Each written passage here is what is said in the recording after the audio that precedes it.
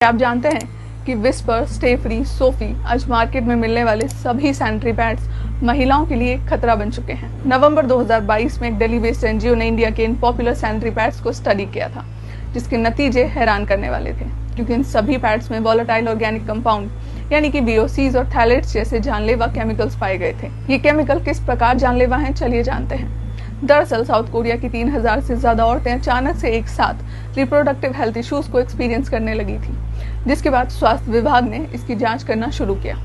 मालूम पड़ा कि सारी औरतें तो एक ही कंपनी का पैड यूज करती थी। अब मामले की जांच और संगीनता से होने लगी।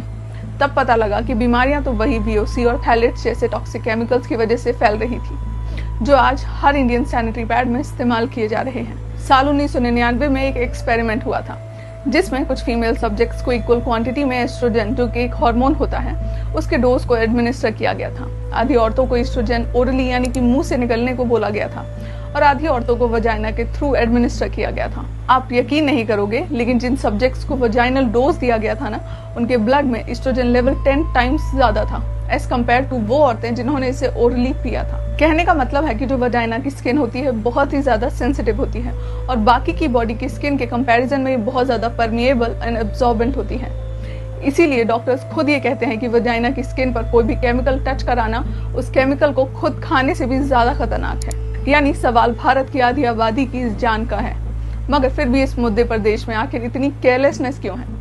क्यों सरकार इन प्रोडक्ट्स के खिलाफ कोई गाइडलाइंस नहीं निकाल रही है? तो इस वीडियो के अंत तक जुड़े रहें ये जानने के लिए कि आखिर VOCs और थैलेट्स कैसे औरतों को कैंसर की तरफ ले जा रही है।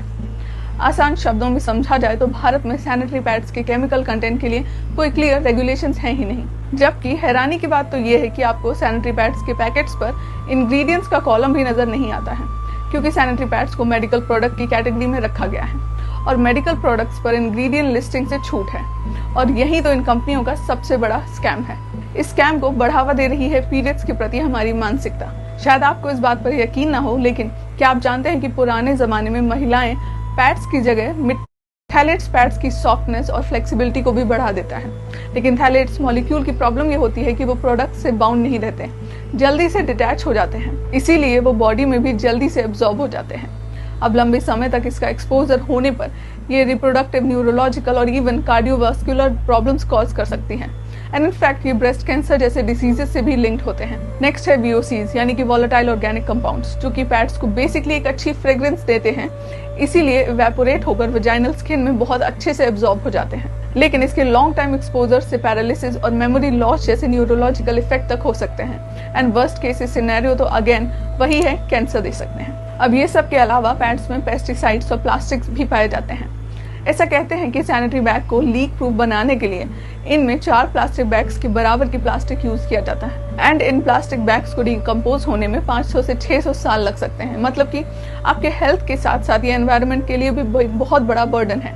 But here is the big question, sanitary pads नहीं तो और क्या? मार्केट में tampons, menstrual cups, menstrual disc जैसे बहुत सारे ऑल्टरनेटिव्स अवेलेबल हैं, लेकिन ये इतने भी रेडिली अवेलेबल नहीं होते हैं। बट फिर भी इंडिया में आज बहुत सारे locally made eco friendly pads available हैं, जैसे कि ये बनाना लीफ फाइबर पैड्स, ये बायोडिग्रेडेबल हैं, रियूजेबल हैं, कॉस्ट इफेक्टिव हैं एंड 100% सेफ भी हैं। एंड अगर कॉस्ट की बात करें तो इसका एक पैड, जो कि मिनिमम 1 साल तक तो चल ही जाएगा, उसका प्राइस है 370 रुपीज। एंड लड़कियां तो जानती ही होंगी कि वो साल में पैड्स पर कितना खर्च कर लेती हैं, आराम से मिनिमम 2 to 3,000। एंड इसके अलावा भी इंडिया में कई सारे स्मॉल बिजनेसेस हैं, जैसे कि आनंदी पैड्स, माई पैड्स, आजादी पैड्स एक्सेट्रा एक्सेट्रा, जो कि ऐसे ही बैम्बू, वाटर हाइसिंथ एंड कपड़े वगैरह के बने होते हैं।